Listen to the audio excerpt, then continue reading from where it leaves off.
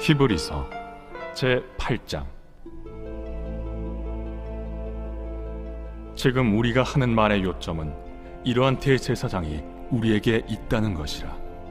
그는 하늘에서 지극히 크신 이의 보좌 우편에 앉으셨으니 성소와 참 장막에서 섬기는 이시라. 이 장막은 주께서 세우신 것이요 사람이 세운 것이 아니니라. 대제사장마다 예물과 제사드림을 위하여 세운 자니 그러므로 그도 무엇인가 드릴 것이 있어야 할지니라. 예수께서 만일 땅에 계셨더라면 제사장이 되지 아니하셨을 것이니 이는 율법을 따라 예물을 드리는 제사장이 있음이라. 그들이 섬기는 것은 하늘에 있는 것의 모형과 그림자라. 모세가 장막을 지으려 할 때 지시하심을 얻음과 같으니 이르시되 삼가 모든 것을 산에서 내게 보이던 본을 따라 지으라 하셨느니라. 그러나 이제 그는 더 아름다운 직분을 얻으셨으니 그는 더 좋은 약속으로 세우신 더 좋은 언약의 중보자시라. 저 첫 언약이 무흠하였더라면 둘째 것을 요구할 일이 없었으려니와 그들의 잘못을 지적하여 말씀하시되 주께서 이르시되 볼지어다 날이 이르리니 내가 이스라엘 집과 유다 집과 더불어 새 언약을 맺으리라. 또 주께서 이르시기를 이 언약은 내가 그들의 열조의 손을 잡고 애굽 땅에서 인도하여 내던 날에 그들과 맺은 언약과 같지 아니하도다. 그들은 내 언약 안에 머물러 있지 아니하므로 내가 그들을 돌보지 아니하였노라. 또 주께서 이르시되 그날 후에 내가 이스라엘 집과 맺을 언약은 이것이니 내 법을 그들의 생각에 두고 그들의 마음에 이것을 기록하리라. 나는 그들에게 하나님이 되고 그들은 내게 백성이 되리라. 또 각각 자기 나라 사람과 각각 자기 형제를 가르쳐 이르기를 주를 알라 하지 아니할 것은 그들이 작은 자로부터 큰 자까지 다 나를 알미라. 내가 그들의 불의를 궁휼히 여기고 그들의 죄를 다시 기억하지 아니하리라 하셨느니라. 새 언약이라 말씀하셨음에 첫 것은 낡아지게 하신 것이니 낡아지고 쇠하는 것은 없어져 가는 것이니라. 제9장. 첫 언약에도 섬기는 예법과 세상에 속한 성소가 있더라. 예비한 첫 장막이 있고 그 안에 등잔대와 상과 진설병이 있으니 이는 성소라 일컫고, 또 둘째 휘장 뒤에 있는 장막을 지성소라 일컫나니 금향로와 사면을 금으로 싼 언약궤가 있고 그 안에 만나를 담은 금항아리와 아론의 쌍난 지팡이와 언약의 돌판들이 있고 그 위에 속죄소를 덮는 영광의 그룹들이 있으니 이것들에 관하여는 이제 낱낱이 말할 수 없노라. 이 모든 것을 이같이 예비하였으니 제사장들이 항상 첫 장막에 들어가 섬기는 예식을 행하고 오직 둘째 장막은 대제사장이 홀로 1년에 한 번 들어가되 자기와 백성의 허물을 위하여 드리는 피 없이는 아니하나니 성령이 이로써 보이신 것은 첫 장막이 서 있을 동안에는 성소에 들어가는 길이 아직 나타나지 아니한 것이라. 이 장막은 현재까지의 비유니 이에 따라 드리는 예물과 제사는 섬기는 자를 그 양심상 온전하게 할 수 없나니 이런 것은 먹고 마시는 것과 여러 가지 씻는 것과 함께 육체의 예법일 뿐이며 개혁할 때까지 맡겨둔 것이니라. 그리스도께서는 장래 좋은 일의 대제사장으로 오사 손으로 짓지 아니한 것 곧 이 창조에 속하지 아니한 더 크고 온전한 장막으로 말미암아 염소와 송아지의 피로 하지 아니하고 오직 자기의 피로 영원한 속죄를 이루사 단번에 성소에 들어가셨느니라. 염소와 황소의 피와 및 암송아지의 죄를 부정한 자에게 뿌려 그 육체를 정결하게 하여 거룩하게 하거든 하물며 영원하신 성령으로 말미암아 흠없는 자기를 하나님께 드린 그리스도의 피가 어찌 너희 양심을 죽은 행실에서 깨끗하게 하고 살아계신 하나님을 섬기게 하지 못하겠느냐. 이로 말미암아 그는 새 언약의 중보자시니 이는 첫 언약 때에 범한 죄에서 속량하려고 죽으사 부르심을 입은 자로 하여금 영원한 기업의 약속을 얻게 하려 하심이라. 유언은 유언한 자가 죽어야 되나니 유언은 그 사람이 죽은 후에야 유효한즉 유언한 자가 살아있는 동안에는 효력이 없느니라. 이러므로 첫 언약도 피 없이 세운 것이 아니니 모세가 율법대로 모든 계명을 온 백성에게 말한 후에 송아지와 염소의 피 및 물과 붉은 양털과 우슬초를 취하여 그 두루마리와 온 백성에게 뿌리며 이르되 이는 하나님이 너희에게 명하신 언약의 피라. 또한 이와 같이 피를 장막과 섬기는 일에 쓰는 모든 그릇에 뿌렸느니라. 율법을 따라 거의 모든 물건이 피로써 정결하게 되나니 피 흘림이 없은즉 사함이 없느니라. 그러므로 하늘에 있는 것들의 모형은 이런 것들로서 정결하게 할 필요가 있었으나 하늘에 있는 그것들은 이런 것들보다 더 좋은 제물로 할지니라. 그리스도께서는 참것의 그림자인 손으로 만든 성소에 들어가지 아니하시고 바로 그 하늘에 들어가사 이제 우리를 위하여 하나님 앞에 나타나시고 대제사장이 해마다 다른 것의 피로써 성소에 들어가는 것 같이 자주 자기를 드리려고 아니하실지니 그리하면 그가 세상을 창조한 때부터 자주 고난을 받았어야 할 것이로되 이제 자기를 단번에 제물로 드려 죄를 없이 하시려고 세상 끝에 나타나셨느니라. 한 번 죽는 것은 사람에게 정해진 것이요 그 후에는 심판이 있으리니 이와 같이 그리스도도 많은 사람의 죄를 담당하시려고 단번에 들이신 바 되셨고 구원에 이르게 하기 위하여 죄와 상관없이 자기를 바라는 자들에게 두 번째 나타나시리라. 이제 오늘 하나님께서 우리에게 주시는 말씀을 나누겠습니다. 하나님 주시는 말씀은 구약성경 민수기 21장 1절에서 3절 말씀입니다. 다 같이 일어나서 하나님의 말씀을 경청하겠습니다. 하나님 말씀을 봉독하겠습니다.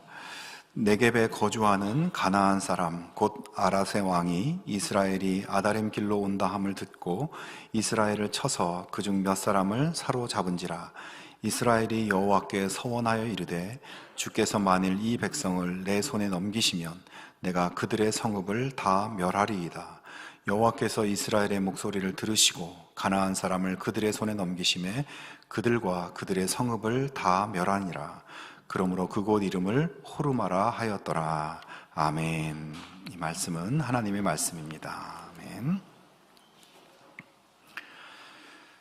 시험만 봤다 하면 꼴찌를 하는 어떤 아이가 있었습니다. 아들이 허구한 날 꼴찌만 하니까 보다 못한 아버지가 그 아들을 불러놓고서 이렇게 얘기했습니다. 아들아, 이번 시험에 네가 꼴찌를 면하면 너가 원하는 걸 뭐든지 다 들어줄게. 너 소원을 들어줄게. 이렇게 제안을 했습니다.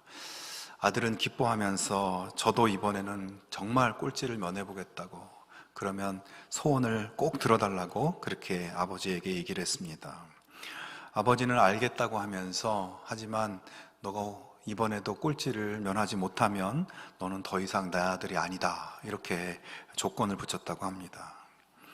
아들의 시험 결과가 나오는 날이 되었습니다. 아버지가 아들에게 물었습니다. 어떻게 됐니? 아들이 뭐라고 대답했을까요?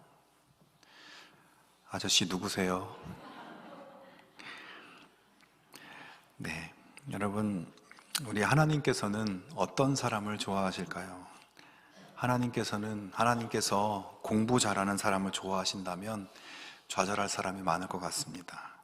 하나님이 인물을 따지신다면 하나님 앞에 나설 수 있는 사람이 많지 않겠죠.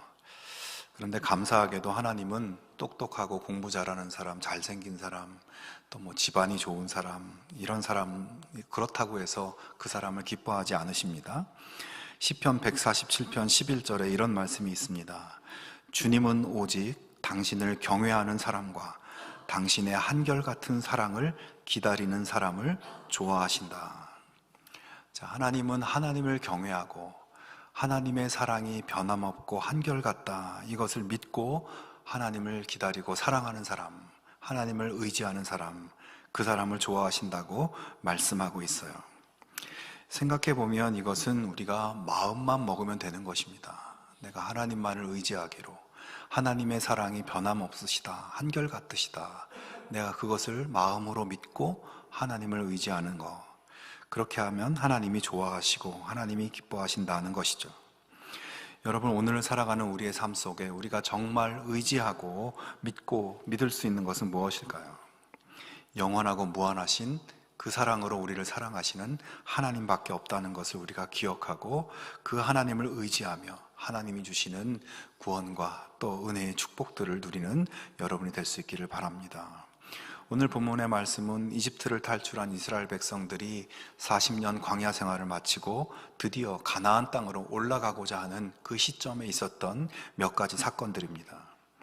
사건들을 보여줍니다. 40년 전에 이스라엘은 가데스 바네아라는 곳에서 가나안 땅으로 올라가려고 했어요. 하지만 지난주에 말씀드린 것처럼 정탐꾼을 보냈다가 그들의 이야기를 듣고 하나님 앞에 범죄함으로 이제 가나안으로 올라가지 못하고 40년의 광야 생활을 시작하게 되죠. 그런데 이제 오늘 본문에서는 그 생활을 끝내고 이제 다시 가나안 땅으로 올라가려고 하는 그런 시점입니다. 근데 공교롭게도 40년 전에 실패했던 그 자리, 그곳인 가데스 바네아에서 그들이 다시 올라갈 모색을 하고 있는 것이죠. 눈물과 고통의 세월이 시작된 그곳에서 그들은 다시 희망을 바라보면서 가나안을 향해 올라갈 준비를 하고 있는 것입니다. 자, 그러나 여러분, 그곳에서 이스라엘은 희망을 보기보다는 그들을 좌절시키는 여러 가지 일들을 겪게 됩니다. 먼저 자신들의 리더 중 한 사람인 미리암이 세상을 떠나게 됩니다. 20장 1절에 보면 백성이 가데스에 머물더니 미리암이 거기서 죽음에 거기 장사되니라, 이렇게 되어 있습니다. 성경에서 아주 짧게 이야기하고 있지만 미리암은 이스라엘 백성들에게 있어서 어머니 같은 지도자였습니다. 모세가 아버지 같은 지도자라면 미리암은 어머니 같은 지도자였어요. 홍해가 갈라지는 기적의 현장의 맨 선두에 지팡이를 들고 호령하는 모세 같은 지도자가 있었지만 그 아래에는 두려움 가운데 떨고 있는 어린아이들과 여자들과 백성들의 손을 붙들고 그들을 챙겨서 무사히 홍해를 건너가는 미리암 같은 그런 지도자가 있었던 것입니다. 미리암은 역사의 전면에 등장해서 어떤 기념비적인 기적의 사건을 일으키는 그런 지도자는 아니었지만 보이지 않게 사람들의 마음을 살피고 그들을 붙들어주고 일으켜주는 그런 역할을 하는 리더였던 것이에요. 어느 공동체나 그런 역할을 하는 분들이 꼭 필요하죠. 자, 그런데 이제 40년 광야 고생길이 다 끝나가고 있고 그동안 정말 믿고 의지했던 어머니 같은 미리암도 이제 함께 가나안에 올라갈 것을 생각하고 있었지만 바로 그녀가 이제 세상을 떠나는 것입니다. 그들이 정말 마음으로 믿고 사랑하고 의지했던 지도자가 세상을 떠난 거예요. 온 백성은 깊은 슬픔과 또 좌절에 빠지게 되었습니다. 미리암의 죽음을 애통해하고 있는 가운데 또 한 가지 이스라엘을 좌절하게 하는 사건이 벌어집니다. 지금 그들이 있는 가데스 바네아는 신광야라는 지역이었어요. 말하자면 물이 부족한 곳이라는 거죠. 물이 부족하게 되니까 사람들이 모세와 아론을 찾아와서 따지기 시작합니다. 당신들 왜 우리를 여기로 데리고 왔냐고, 무슨 생각으로 이 물 한 방울 나지 않는 이 광야, 이 척박한 곳으로 우리를 데리고 왔냐고, 도대체 뭐 하는 거냐고 모세와 아론에게 원망하고 불평했습니다. 여러분, 백성들이 그런 말을 듣고 있는 모세와 아론의 마음은 어떻겠어요? 물론 이스라엘 백성들이 모세와 아론에게 원망하고 따지고 이런 것은 한두 번 있었던 일은 아닙니다. 전에도 그런 일이 많이 있었죠. 하지만 오늘 본문에서의 상황은 조금 달라 보입니다. 오늘 말씀해 보면 백성들이 이렇게 따지니까 뭐라고 했냐면 백성이 모세와 다투어 말하였다라고 되어 있습니다. 그러니까 이번에는 모세가 가만히 있지 않고 그들이 따지는 것에 대해서 화를 내고 그들과 언쟁이 붙은 것으로 보입니다. 여러분, 생각해 보면 모세가 화가 날 법도 하지 않겠습니까? 지금 그들이 광야에서 헤매고 있는 그 원인을 제공한 사람들은 누구입니까? 바로 이스라엘 백성들이죠. 그들이 가데스 바네아에서 하나님께 범죄했기 때문에 이 광야 생활이 시작된 거예요. 그들의 잘못으로 지금 여기 있는 것입니다. 지금 자기들 때문에 여기 와 있는데 모세와 아론한테 와서 왜 우리를 여기로 데리고 왔냐고 따져 묻는 것이죠. 모세가 얼마나 화가 났겠어요? 너희들 때문에 이렇게 된 거 아니냐? 왜 우리한테 그러냐? 하지만 잠시 후 하나님께서는 모세와 아론에게 너희는 반석에게 물을 내라고 명령해라, 이렇게 말씀하십니다. 자, 그런데 모세와 아론이 하나님의 이 명령을 듣고 백성들을 불러 모아서 이렇게 이야기를 합니다. 이 반역자들이여, 우리가 당신들을 위해 이 바위에서 물을 내야 하겠소? 여러분, 이 말의 뉘앙스가 어떻게 느껴집니까? 모세가 아직 화가 풀리지 않은 것 같죠. 백성들에게 이 반역자들아, 아주 감정 섞인 이야기를 하고 있습니다. 그리고 우리가 당신들을 위해 이 바위에서 물을 내야 하겠소? 이 말은 무슨 뜻입니까? 하나님은 바위에서 물을 내서 당신들에게 공급해 주라고 하셨지만 나는 그러고 싶지 않다는 것이죠. 그러고 싶은 마음이 안 든다는 것입니다. 모세와 아론은 지금까지 고생하면서 수고한 자기들에게 원망하고 불평을 쏟아놓는 이 백성들 때문에 화가 났고, 또 그들에게 물을 주시라고 하는 하나님의 말씀도 달갑지 않은 그런 감정이었어요. 그렇게 화가 난 모세는 하나님의 지시를 제대로 이행하지 않았습니다. 하나님은 바위에게 명령해서 물을 내라고 했지만 모세는 화가 나서 그냥 지팡이로 바위를 두 번 내리쳤습니다. 그러자 바위에서 물이 쏟아져 나왔고 백성들과 짐승들이 물을 공급받았죠. 자, 그런데 여기서 중요한 것은 이 사건으로 인해서 이렇게 물이 나와서 다 문제가 해결된 것으로 보이지만 이 사건으로 인해서 모세와 아론이 가나안 땅에 들어가지 못하게 되었다는 것입니다. 여러분, 하나님께서 목마른 백성들에게 물을 주시는 것, 이것은 하나님의 은혜고 하나님의 사랑의 기적의 사건이죠. 백성들은 하나님을 원망하지만 하나님께서는 그들을 용납하시고 받아주시고 그래도 그들을 사랑하셔서 기적의 역사로 물을 공급해 주시는 은혜와 사랑의 하나님이신 거예요. 모세는 이 기적을 통해서 그런 하나님의 은혜와 사랑을 드러내고 하나님께 영광을 돌리고 이렇게 했어야만 되는 것입니다. 그런데 분노함으로 하나님의 영광을 드러내지 못하고 하나님의 사역을 그르치고 있어요. 그래서 결국 모세와 아론은 가나안 땅에 가지 못하게 된 것입니다. 여러분, 지금 이 사건은 어떻게 보면 모세와 아론의 개인적인 사건으로 보이죠. 개인적인 문제로 보입니다. 하지만 이것은 그냥 그들의 문제가 아니에요. 모세와 아론이 잘못해서 그들 가나안 땅에 못 들어갔다, 이걸로 끝날 문제가 아니라 그들의 문제는 곧 이스라엘 백성 전체에게 많은 영향을 끼치는 그런 문제라는 것입니다. 40년 광야 생활을 끝내고 이제 가나안으로 올라가야 되는 이 중요한 시점에 그동안 그들을 인도해주고 이끌어주고 했던 모세와 아론이 못 들어간다. 그러면 이제 누구랑 간단 말입니까? 누가 이끌고 간다는 말입니까? 이것은 그들에게 정말 청천벽력 같은 그런 사건이었어요. 그리고 곧이어 정말로 아론이 먼저 세상을 떠나게 됩니다. 백성들은 슬퍼하면서 30일 동안 애곡하며 슬퍼했다고 성경은 기록하고 있어요.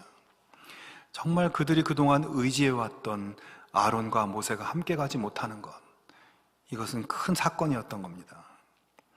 자, 그렇게 미리암도 죽고 모세와 아론은 함께 가지 못할 것이라는 충격적인 사건을 들은 이스라엘은 그래도 마음을 추스러서 이제 가나안을 향해 올라갈 준비를 합니다. 당시 이 광야 지역에서 가나안으로 올라가는 길은 왕의 대로라고 하는 좋은 길이 있었어요. 그리고 그 길은 에돔 땅을 통과하는 길이었습니다. 자, 그러니까 이제 이스라엘 백성들은 이 왕의 대로를 이용해서 가나안으로 가려고 했고, 그러려면 에돔 족속에게 허락을 받아야 되는 거예요. 그들이 통과시켜줘야만 되는 것입니다. 자, 그런데 이 에돔 족속은 다름 아닌 에서의 후손들이에요. 에서가 누굽니까? 바로 이스라엘의 조상인 야곱의 형이 바로 에서였죠. 그러니까 에서의 후손인 에돔은 야곱의 후손인 이스라엘과 이 조상들이 형제인, 그러니까 형제 민족인 것이에요. 야곱이 물론 형 에서의 장자권을 훔친 사건 때문에 에서를 피해 도망다니고 서로 원수지간처럼 되긴 했지만 나중에 둘은 서로 화해를 했죠. 그리고 에서는 야곱에게 우리가 한 형제이니 너 나랑 같이 살자, 이렇게 제안하기까지 합니다. 자, 사실 지금 가나안의 수많은 민족들이 이스라엘이 가나안으로 오는 것을 다 싫어하고 원하지 않았어요. 그래서 가는 길마다 다 막으려고 했습니다. 이스라엘의 입장에서는 아무도 호의적이지 않고 받아들여주지 않는 그 상황 속에서 그래도 믿고 의지할 만한 민족이 있다면 우리 조상의 형제인, 우리의 형제 민족인 에돔 족속이었던 것이에요. 그래서 이스라엘은 왕의 대로가 에돔 족속의 땅을 지나간다는 이것이 굉장히 다행이다, 안도했을 겁니다. 도움을 요청하면 당연히 에돔 족속이 너희들은 우리의 형제 민족이니 우리 땅을 지나가라, 그리고 필요한 게 있으면 뭐든지 얘기해라, 뭐 이렇게 도와줄 것이라고 생각했습니다. 하지만 여러분, 믿었던 에돔은 정반대로 나왔어요. 너는 우리 가운데로 지나가지 못하리라. 내가 칼을 들고 나아가 너를 대적할까 하노라. 너는 지나가지 못하리라. 에돔은 길을 허락해 주지 않았고 곧바로 백성들을 소집해서 이스라엘이 가지 못하도록 막아섭니다. 여러분, 이때의 이스라엘 민족의 심정이 어떠했을까요? 형제 민족이라고 믿었고 의지했던 에돔에게 거절당하고 그 길에서 쫓겨났으니 정말 피눈물을 흘리면서 그 길을 돌아섰을 겁니다. 그리고 다시 남쪽으로 내려가서 에돔을 우회해서 사막길을 거쳐서 그렇게 길을 찾으며 방황할 수밖에 없게 되었습니다. 자, 그런데 이스라엘의 좌절은 거기서 끝나지 않았습니다.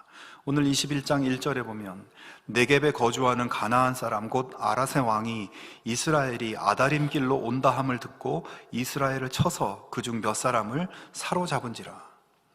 자, 이스라엘이 에돔에게 거절당한 다음에 아다림 길이라는 길로 가려고 했던 것 같아요. 그런데 그 소식을 들은 가나안 아랏 족속이 먼저 선제 공격을 해서 이스라엘을 공격하고 이스라엘 사람들 몇 명을 인질로 잡아갔다는 겁니다.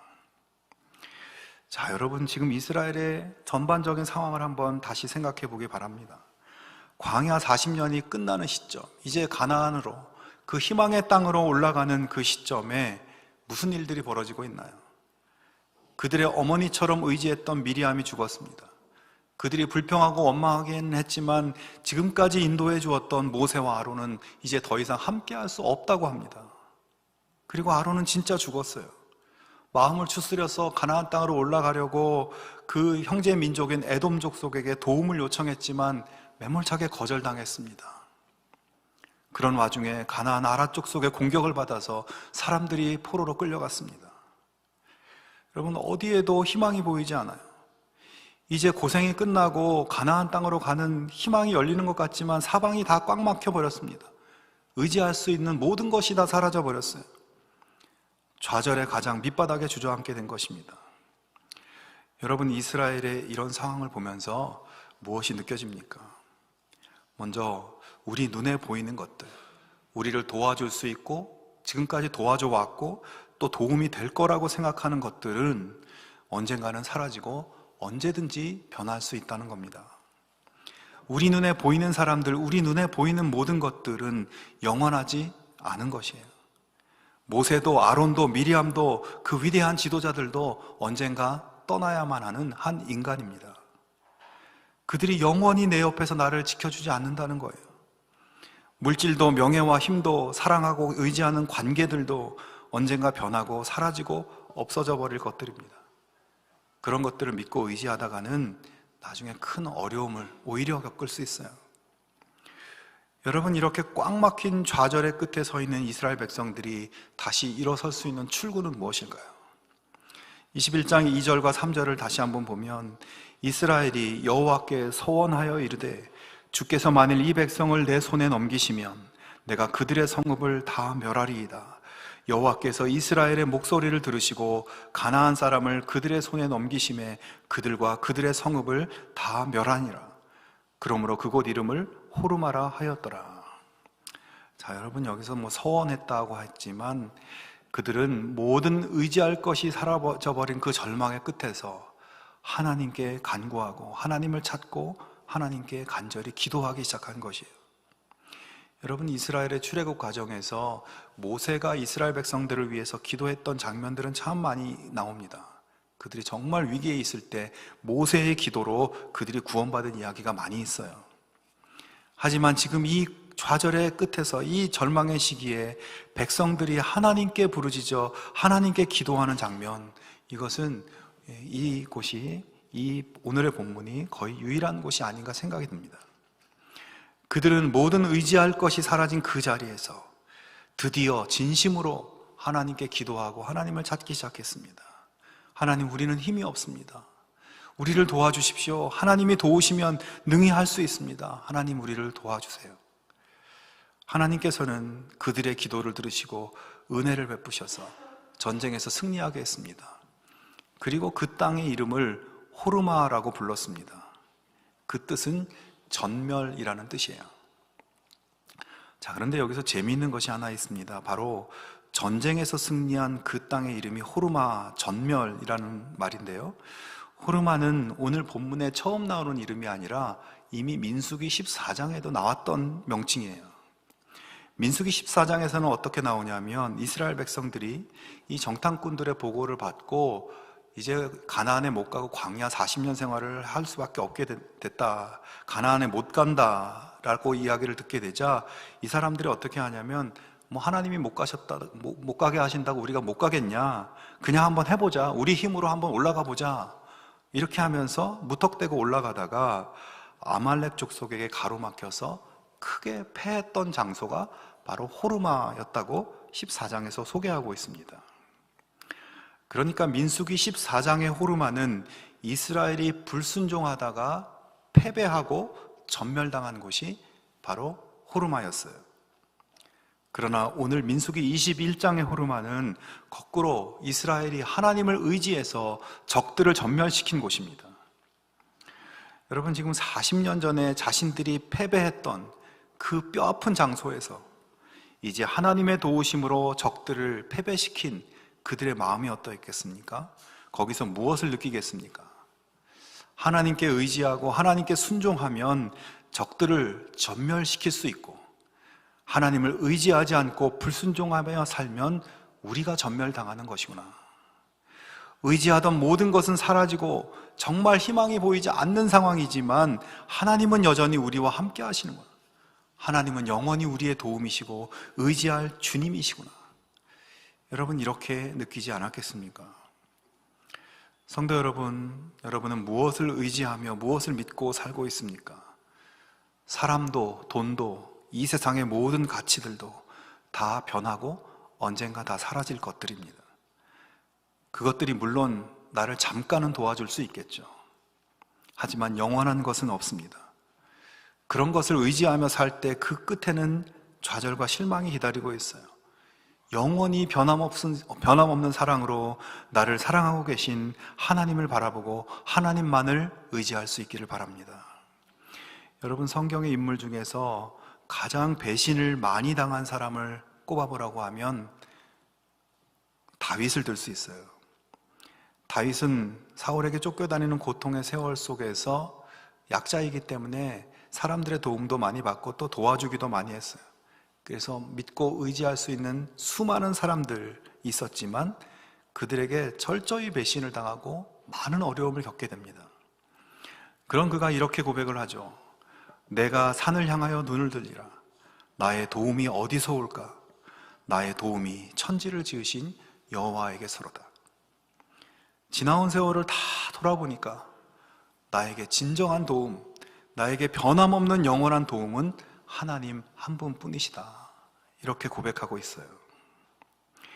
여러분의 현재의 삶은 어떻습니까? 사람을 의지하고 사라지고 변할 것들을 의지하고 했던 것을 주님 앞에 내려놓을 수 있기를 바랍니다. 하나님이 도움이시고 하나님만이 의지할 분이심을 믿고 기억하고 하나님께 기도할 수 있기를 바랍니다. 여러분, 그것이 살 길이고 그것이 우리의 절망을 희망으로 바꾸어주는 통로입니다.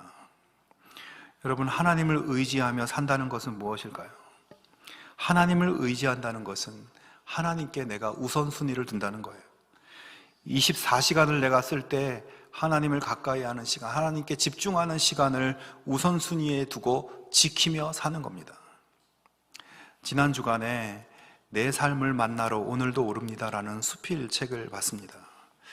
이 책에는 평범한 직장인이었던 저자가 인생이 결코 만만치 않다는 것을 경험하면서 남쪽 지리산에서 북쪽 향로봉까지 총 37개의 구간, 이 백두대간을 오르는 그런 경험과 느낌을 적어 놓은 책입니다. 이 책의 내용 중 제가 밑줄을 그어 놓은 내용이 있어요. 모든 일상이 백두대간 종주를 시작하기 전과 후로 엄청난 변화가 일어났다는 문장입니다. 백두대간 완주를 목표로 산행을 시작하고 난 이후 삶에 많은 변화가 일어났다는 이야기예요. 가장 큰 변화는 시간의 우선순위를 백두대간 산행에 두게 되었다는 겁니다. 그래서 산행 시간에 따라서 모든 약속 시간을 조정하고 산행의 우선순위를 두다 보니까 집안의 대소사에 참석하지 못하는 일이 빈번해졌다는 거예요.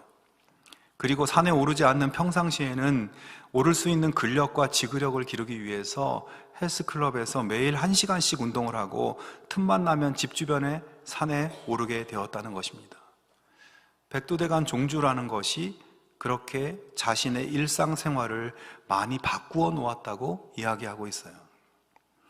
자, 그만큼 저자는 힘겨운 삶을 살면서 이 산행의 시간이 나에게 의미가 있고 나에게 에너지를 주고 내가 살아갈 수 있는 무언가를 주는 그런 소중한 시간이었기 때문에 그 시간을 의지했고, 그래서 그 시간을 다른 것에 양보할 수 없었던 것이죠.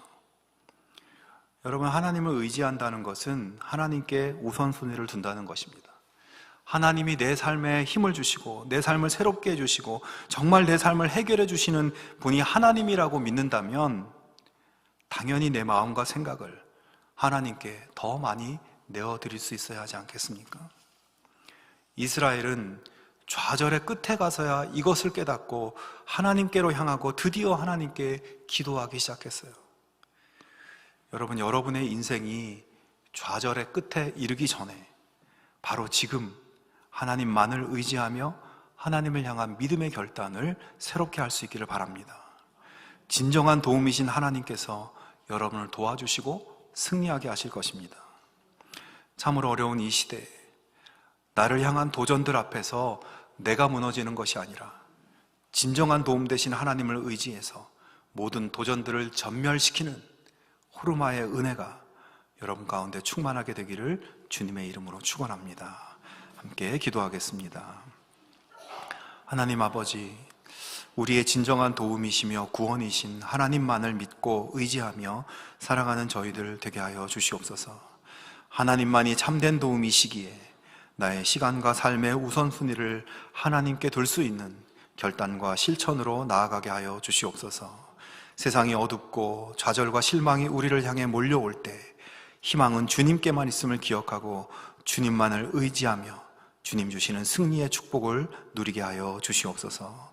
예수님의 이름으로 기도하옵나이다. 아멘.